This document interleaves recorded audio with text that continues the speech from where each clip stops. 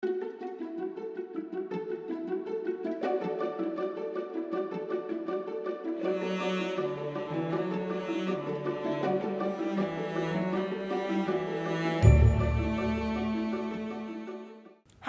my name is Jami Kinnucan, and I'm an IBD specialist at the University of Michigan.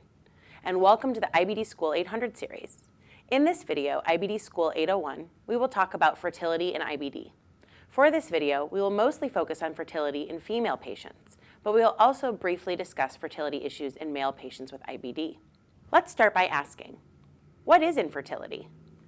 Infertility is the inability to get pregnant or have children. In medical terms, a patient is considered to have fertility issues if they are unable to get pregnant after 1 year of unprotected intercourse. It has been shown in multiple studies that patients with IBD that are in remission, that means patients without active disease, have similar fertility rates to the general population. However, there have been reported lower birth rates in women with IBD than the general public. But this is mostly due to women choosing not to have children, rather than infertility caused by the disease itself. In other words, having IBD does not mean you are infertile, especially if your inflammation is under control. However, there are several instances in IBD in which fertility may be decreased or changed. This could be due to active inflammation, as the presence of inflammation near the vital reproductive organs can lead to changes in fertility. A history of bowel surgery in both patients with ulcerative colitis and Crohn's disease can also alter fertility. Proctectomy, or the removal of your rectum, and the ileopouch anal anastomosis are two pelvic surgeries that can affect your fertility due to the presence of scar tissue. It is important to know that this is not a problem with the ovaries, which are still able to produce healthy eggs. But this becomes a problem related to the sperm not being able to travel and fertilize the egg. While a patient's fertility may be affected, surgery does not affect the patient's ability to carry or deliver a baby. Therefore, while a patient who has undergone surgery for their IBD will still be able to carry a child, they may need the help of fertility treatments like in vitro fertilization, or IVF.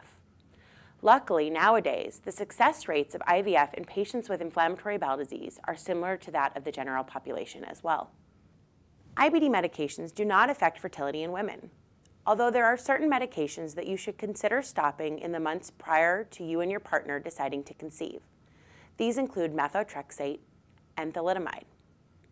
In men, there have been several small studies that show reversible changes in sperm motility and morphology associated with the use of sulfasalazine and methotrexate.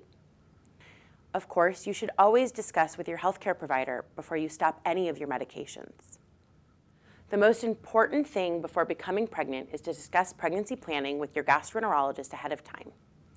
You need to be in remission, which means without any active inflammation, at the time you choose to conceive. Being in remission is associated with the best outcomes for our IBD patients and their babies. The presence of active disease at the time of conception is associated with preterm birth weight and possible of worsening inflammation during your pregnancy. While there are several factors related to IBD that can reduce your fertility, having a diagnosis of IBD itself does not affect your ability to get pregnant. If you are planning to conceive, please work with your healthcare provider to ensure that you have the safest, healthiest pregnancy possible.